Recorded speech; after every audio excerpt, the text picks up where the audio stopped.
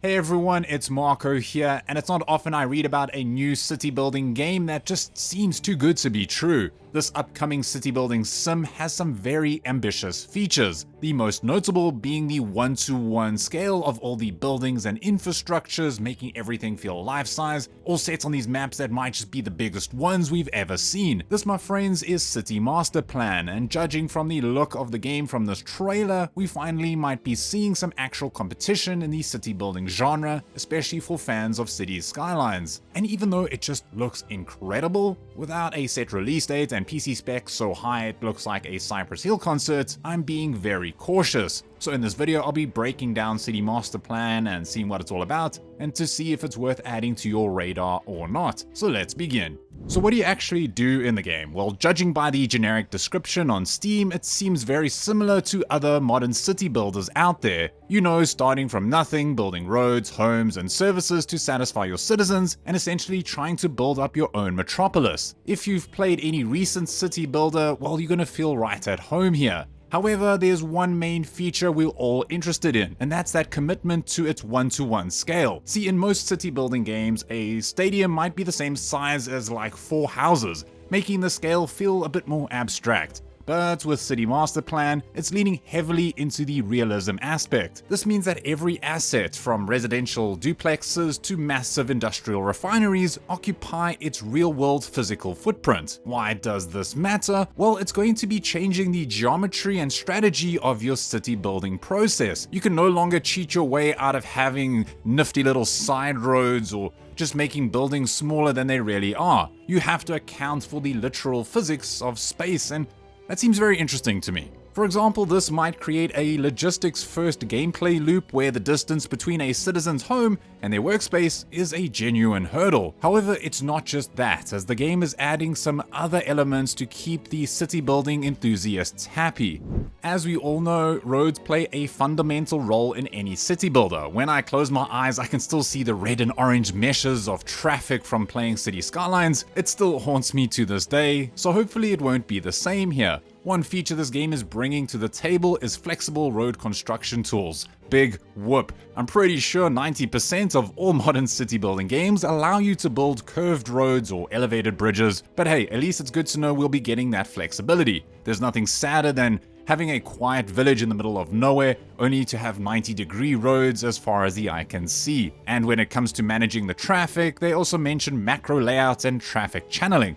Again, it's hard to say if it'll be easier to manage your traffic, say, compared to City Skylines, but with that 1-to-1 scale thrown into the mix, who knows what the implications will be. I'm just hoping that it'll be easier for beginners to understand and get into the city building genre. And same goes for the actual city building aspects, as they can make or break the addiction that we all crave in these types of games. When it comes to building up a city, you often wanted to have a particular style. City Skylines gave us European and American maps, excluding all those mods, but City Masterplan seems to be coming with some other designs, like ones from Asia, so you might be having more of a Chinese-styled city, which is very interesting. Again, for all the creatives out there, this could be huge, allowing for so much more cultural changes to your city that you don't often see. And because of that 1-to-1 scale, this also means landmark buildings will also be life-size. Like, to me, I cannot wait to have the Eiffel Tower poking my eye out every time I rotate my attempt at a Parisian-style city.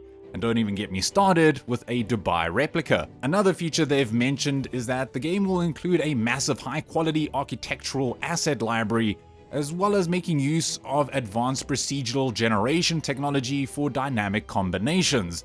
I think this is very important. I enjoy city builders that go for this route. I feel like it adds a lot of uniqueness to a city. Seeing these same layouts over and over again, it could be a bit repetitive for some and even a bit boring. However, they didn't mention anything about mod support, so it'll be interesting to see how these aspects keep up with that replayability. However, the game won't even be playable without any meat, aka building up your city. Like with most city builders, you'll be in charge of keeping your citizens happy. This means building various public services like schools, police stations, fire stations, standard procedure, as well as recreational spaces like parks. This also includes building suitable housing as well as businesses and stores to keep capitalism running along nicely. and to keep your businesses running smoothly, supply chain management will also be playing a role in your gameplay. So I'm excited to see how the game will handle the production side of things. And then with your citizens happy, what about your own happiness? For me, having a map that feels unique is always a win in my books. First up, the maps will be huge, touting a massive 24 square kilometer or about 15 square miles of space. And because it'll be a true one-to-one scale, it's going to play a big role as to what buildings you can fit in that space. I could be wrong, but I think Cities Skylines 1 had a map size of 33 square kilometers or roughly 13 square miles, and the sequel having roughly 171 square kilometers or 66 square miles.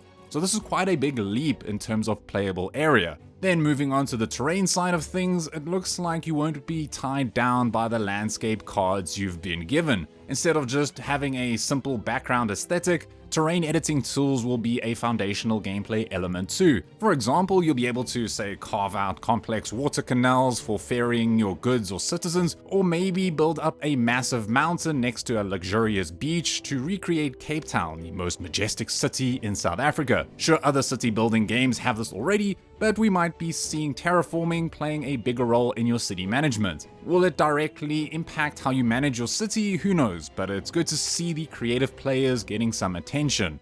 However, with so many features and promises, it's hard not to be a little skeptical. And here are the things that are standing out for me that I'm quite concerned about. First up are the specs. As of the release of this video, the minimum specs, which for my laptop is its happy place, is set to pending, while the recommended specs list, well, it features some quite high spec cards like the RTX 3090 amongst others. If you've played Cities Skylines 2, well, you know its performance went as well as, say, placing your sewage system above your drinking water supply in the same river. And just seeing that Unreal Engine logo at the bottom right just makes my laptop start to cry. Another reason to be skeptical is this is the studio's first game. See, even though City-State Metropolis is another upcoming ambitious city building game that also looks incredible, at least that studio has a track record for some decent games. Plus, that title has a release date. For all we know, this could be one of those titles that never see the light of day. But despite these concerns, I'm still leaning towards the optimistic side for City Masterplan.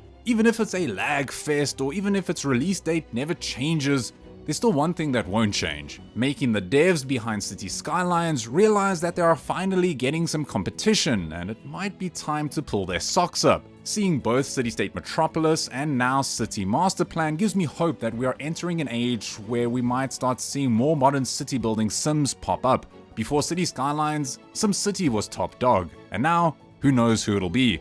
So what do you think? Will City Masterplan be your next city builder, or are you skeptical it'll live up to its promises, or if it'll even release at all? Let me know in the comment section below, and if you enjoyed this video, don't forget to like or maybe subscribe to find more videos like this. A big shout out to my channel members, you guys mean so much to me, but other than that, it's Marco here from Easily Distracted Games, and as always, don't stop gaming.